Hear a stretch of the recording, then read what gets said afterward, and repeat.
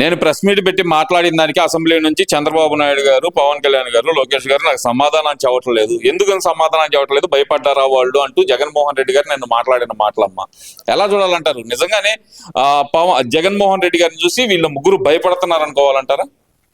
అసలు ముందుగా ఈ భయపడటం విషయం పక్కన పెడితే జగన్మోహన్ రెడ్డి అంటే మా గుంటూరుకి రంజాన్ పండక్కి వస్తున్నాడు అని చెప్పేసి విస్తృతంగా ప్రచారాలు చేసేసారు. ముందుగా అసలుకి ఆయన జగన్మోహన్ రెడ్డి మా గుంటూరు ముస్లిం ప్రజలందరికీ కూడా క్షమాపణ చెప్పాలి. ఎందుకు సెక్యూరిటీ ప్రాబ్లం వల్ల ఆగిందని ఒక మాట అంటున్నారు కదా, నిజంగానే అంత ప్రాబ్లం ఉందంటారా? సెక్యూరిటీ ప్రాబ్లం అని చెప్పేసి అంటే వాళ్ళంతటా వాళ్ళు చెప్పుకుంటే సరిపోయింది అంటే ఎవరికి ఉండదా? ఆయన ఒక్కడికే ప్రాబ్లమా? అంటే ఆయనకి ఒకవేళ ప్రాబ్లమే అయ్యి ఉండొచ్చు, ఆయనకి పెట్టుకునే దమ్ము లేదా? అన్నిటికీ ఉంటది కానీ దీనికి లేదనమాట. అంటే ముస్లిం మనోభావాలే, మొన్నటి వరకు హిందువుల మనోభావాలే దెబ్బతీశాడు, కానీ ఇప్పుడు ముస్లింల మనోభావాలు కూడా దెబ్బతీసాడు అనమాట. అంటే ఎంతో మంది ప్రజలు జగన్మోహన్ రెడ్డి వస్తాడని ఎదురు చూసి ఇక్కడ అంటే మన రాజకీయ నాయకులు కూడా ఉంటారు కదా, వాళ్ళే విస్తృతంగా రాంబాబు కానీ నూరి ఫాతిమా కానీ పెద్ద కన్వెన్షన్స్ లో మేము ఇఫ్తార్ విందిస్తున్నాము అది ఇది అని చెప్పేసి ప్రచారాలు చేశారు, కానీ రాలేదు ఆయన. మా గుంటూరు ప్రజలందరూ కూడా ఎంతో మనోభావాలు దెబ్బతిన్నాయి కాబట్టి ఆయన ముందుగా అసలు ఆ ప్రెస్ మీట్ కోసం ఆయన ఇప్పుడు ఆ ప్రెస్ మీట్ కి కాగితాలు ప్రిపేర్ అవ్వాలి కాబట్టి ఆయన ఇది ఎగ్గొట్టాడు అనమాట. ఆ విషయం చెప్పకుండా ఏదేదో చెప్తా ఉంటాడు. ప్రెస్ మీట్ కాగితాలు రెడీ కాలేదని గుంటూరు రాలేదంట అంటే అవన్నీ కూడా చదువుకోవాలి కదా ప్రెస్ మీట్ పెట్టడానికి. అవన్నీ మరి దాంట్లో లావాదేవీలు ఉంటాయి కదా, అవన్నీ చదువుకొని ఒక ఫస్ట్ క్లాస్ స్టూడెంట్ కదా, మరి ఆ మాత్రం ప్రిపేర్ అవ్వద్దా? అందుకని ఇది ఎగ్గొట్టాడు అనమాట. అది ఒకసారి ఒక అధికారి అంటే ఒక హోదాలో ఉన్న వ్యక్తి ఒక దానికి మాట ఇచ్చాడు అంటే దానికి కట్టుబడి ఉండాలి. అంటే ప్రజలందరూ కూడా దానికోసం ఎదురు చూస్తూ ఉంటారు కాబట్టి ముందు దాని తర్వాత వేరేది చేసుకోవాలన్నమాట. అది పక్కన పెట్టేసేసి ప్రజలు ఆయనకు అనవసరం.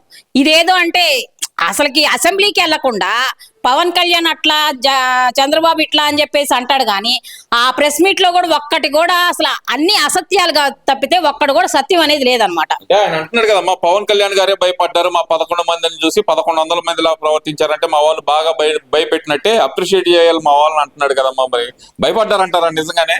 ఆయనకి అలా అర్థమైందేమో, కానీ పవన్ కళ్యాణ్ గారు అన్న ఉద్దేశం ఏంటంటే వాళ్ళు అసత్యాలు ప్రచారం చేయటానికి వీళ్ళు 1100 మందికి సమానంగా చేస్తున్నారు.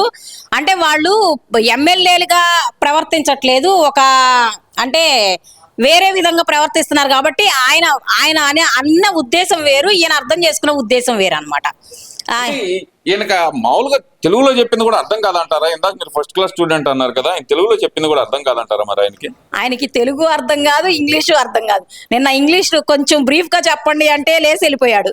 అలాంటి వ్యక్తి ప్రెస్ మీట్ పెట్టడం ఎందుకండి? ఒక మీడియా పర్సన్ కి నువ్వు సమాధానం చెప్పలేనప్పుడు నువ్వు ప్రెస్ మీట్ ఎందుకు పెట్టావు? ముందు అది అసలు దానికి సమాధానం చెప్పలేకుండా చంద్రబాబు నాయుడు గారు భయపడ్డారు, పవన్ కళ్యాణ్ గారు భయపడ్డారు, ఇవన్నీ పక్కన పెడితే ముందు నువ్వు సమాధానం చెప్పయ్యా మీడియా వాళ్ళకి. ఆ తర్వాత వేరే వాళ్ళు భయపడ్డారో లేదో ఆ తర్వాత చెప్తారు.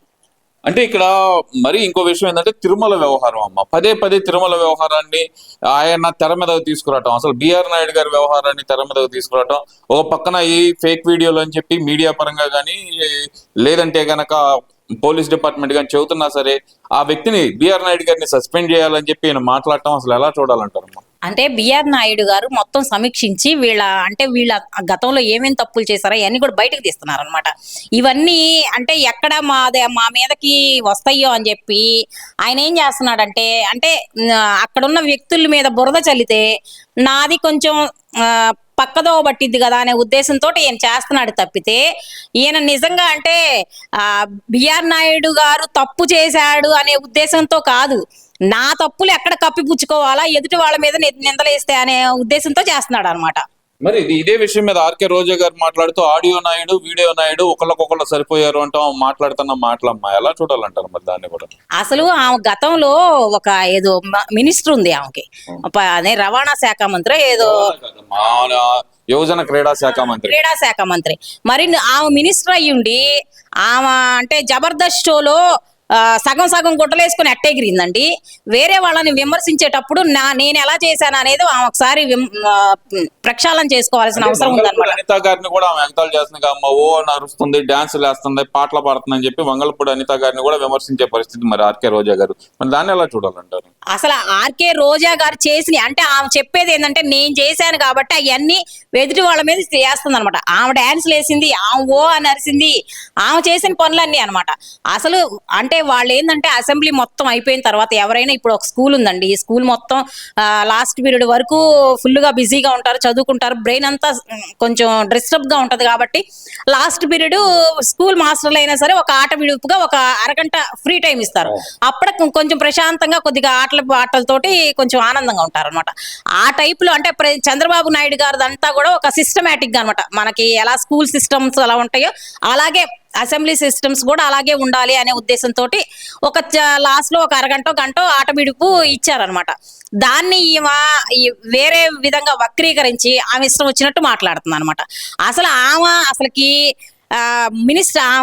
ఎక్స్ మినిస్టర్ కదా, ఆ మినిస్టర్ గా ఉన్న టైంలో అంటే ఇప్పుడు ఒక సంవత్సరం టైంలో ఒక 2 నెలలు మంత్రికి సంబంధించిన పనులు చేస్తే మిగిలిన 10 నెలలు కూడా జబర్దస్త్ షోలు అంటే ఆమెకి వేరే వేరే కార్యక్రమాలన్నీ చేసుకునేది అనమాట. ఆమె చేసిన దానికి ఎదుటి వాళ్ళ మీద వేస్తుంది. అది అంటే ఆమె విఘ్నత. అంటే బిఆర్ నాయుడు గారిని సస్పెండ్ చేసేదాకా మనం హైవేలు ఎక్కుదాం, హైవేలు దిగ్బంధం చేస్తాం అని చెప్పి వైసీపీ మహిళా నేతలకు పిలిపిస్తుంది కదమ్మా మరి ఆర్కే రోజా గారు. మరి దాన్ని ఎలా చూడాలంటారు? ఈమెదంతా అండి హడావుడి బ్యాచ్ అనమాట. అంటే ఏదో చేసేస్తున్నాం వాళ్ళు ఏం చేసినా కానీ బిఆర్ నాయుడు గారిని ఒక ఇంచు కూడా కదపలేరు. ఎందుకంటే ఆయన ఒక అంటే ఒక భక్తి భావంతో వచ్చాడనమాట. అది కావాలి అని ఒక అంటే తిరుమల తిరుపతి దేవస్థానంలో చేస్తే అదొక దేవదేవునికి సేవ చేయటం ఒక అదృష్టంగా ఒక భావించి ఆయన వచ్చాడనమాట. ఆయన అంత పెద్ద వ్యక్తి మీద కూడా వీళ్ళు చేస్తున్నారు అంటే వీళ్ళ రాజకీయ లబ్ధి కోసం అనమాట వీళ్ళు చేసేది. ఎంత చేసినా కానీ వీళ్ళు ఏమీ బయటికి తీయలేరు, ఆయన్ని ఇంచు కూడా కదపలేరు.